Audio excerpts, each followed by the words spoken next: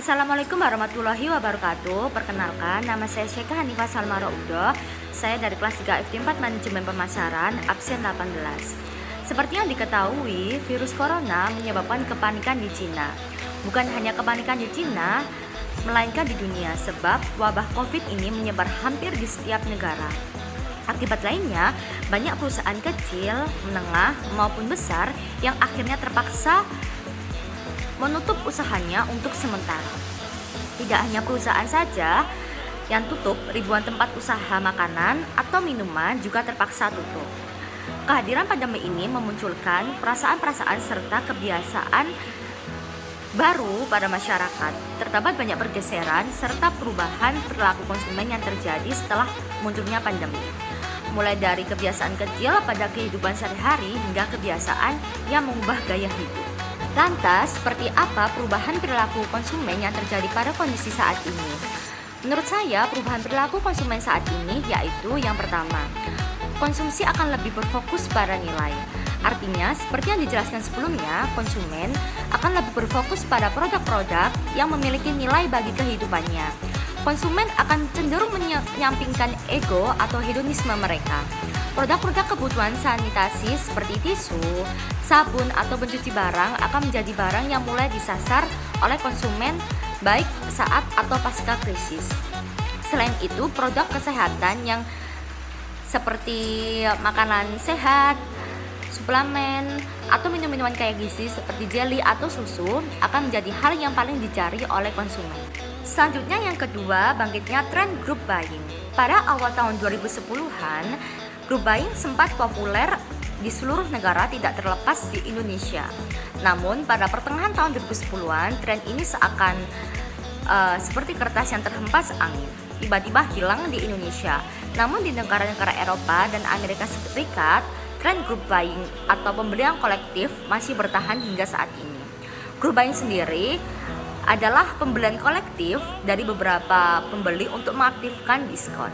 Karena kecenderungan orang sulit untuk mengeluarkan uang lebih saat pandemi, orang-orang akan bekerja sama untuk membeli barang tertentu untuk mendapatkan potongan harga.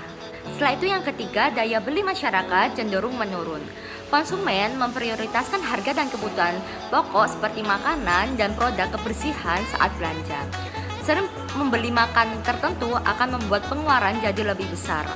Sehingga saat ini muncul kebiasaan masak sendiri di rumah. Masyarakat mencari resep-resep sederhana untuk dicoba. Perilaku ini bisa menjadi peluang bagi pebisnis kuliner seperti dengan menjual bahan baku, makanan beku atau frozen, atau makan ready to eat. Dengan kebiasaan online, konsumen yang tadinya belanja ke pasar sekarang membeli sekarang membeli sayur mayur secara online. Nah, tidak hanya perubahan perilaku konsumen yang terjadi saat pandemi sekarang, tetapi perubahan perilaku usaha juga terjadi. Jadi, apa saja itu? Yang pertama, pemasaran digital jadi pilihan pelaku usaha berinovasi di tengah pandemi. Kini, berbagai usaha sudah mulai beroperasi kembali dengan menjalankan protokol kesehatan yang ditetapkan oleh pemerintah. Bagi pelaku usaha, hal tersebut merupakan kesempatan untuk menggerakkan kembali roda perekonomian yang sempat melambat akibat dampak dari pandemi. Dan yang terakhir, saat krisis, konsumen cenderung melupakan atau bahkan sudah tidak sadar akan keberadaan suatu brand. Konsumen cenderung bertanya-tanya pada bagaimana krisis ini akan berakhir daripada apakah produk merek A, B, C baik-baik saja. Jadi, perubahan perilaku pelaku usaha yaitu mempersiapkan atau bahkan meningkatkan brand awareness saat dan pasca pandemi. Misalnya saja menerapkan sistem loyalty konsumen. Loyalty konsumen itu adalah metode berbelanja di mana konsumen akan mendapatkan keuntungan tertentu ketika telah membeli jumlah item yang ditentukan dalam periode tertentu. Loyalty konsumen perlahan-lahan akan meningkatkan brand awareness pelaku usaha kepada konsumen.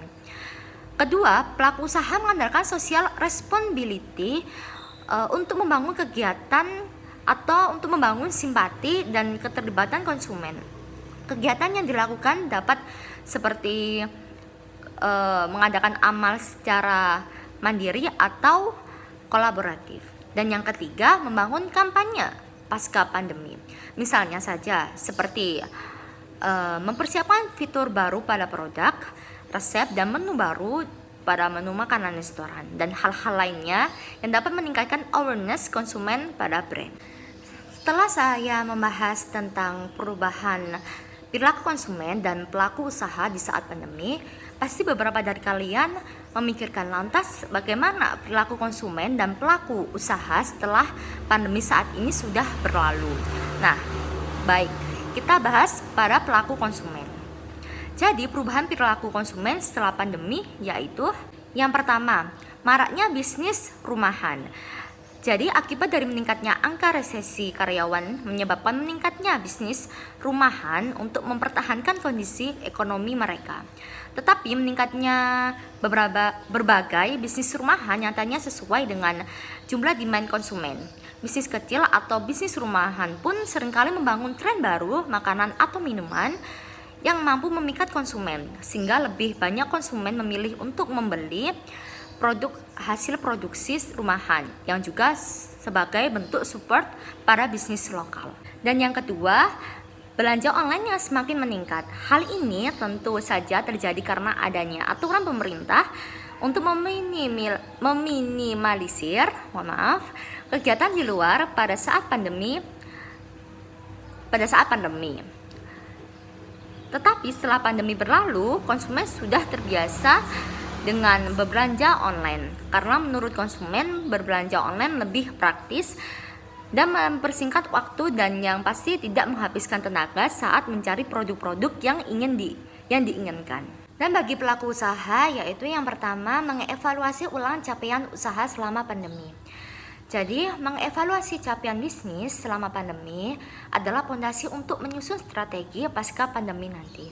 Ada kemungkinan iklim usaha pasca pandemi berbeda dengan sebelum atau saat pandemi. Usaha yang sempat terganggu atau bahkan stop sementara selama masa pandemi akan lebih bisa merasakan perbedaannya ketika mulai running lagi. Perbedaan iklim usaha ini yang harusnya diadaptasi lewat serangkaian evaluasi usaha. Sebelum itu, pelaku usaha harus memahami kondisi bisnis saat ini. Yang pertama, posisi sektor usaha sejenis. Setelah itu ada peran di dalam ekosistem usaha, mana arah bisnisnya akan diambil selanjutnya, termasuk juga mengetahui kondisi pesaing utama pelaku usaha. Dan yang kedua, mempersiapkan ulang sumber daya dan fasilitasnya. Setelah mendapatkan hasil evaluasi, pelaku usaha bisa memulai menyiapkan kembali sumber daya dan fasilitasnya untuk disesuaikan dengan strategi selanjutnya. Sepanjang masa pandemi, mungkin pelaku usaha sempat ambil kebijakan pengurangan karyawan atau bahkan pemotongan gaji karyawan agar usaha bisa terus berjalan, or at least mengurangi kegiatan operasional usaha ketimbang sepenuhnya menghentikan kegiatan tanpa layoff atau cut off gaji karyawan. Ketika masa ini usai dan kembali berusaha untuk berjalan normal, tentunya pelaku usaha harus mempersiapkan ulang sumber daya dan menyediakan fasilitas baru yang bisa membantu mengeksekusi strategi bisnis pelaku usaha nantinya. Baik, sekian penjelasan dari saya. Bila ada salah kata, mohon maaf. Terima kasih. Assalamualaikum warahmatullahi wabarakatuh.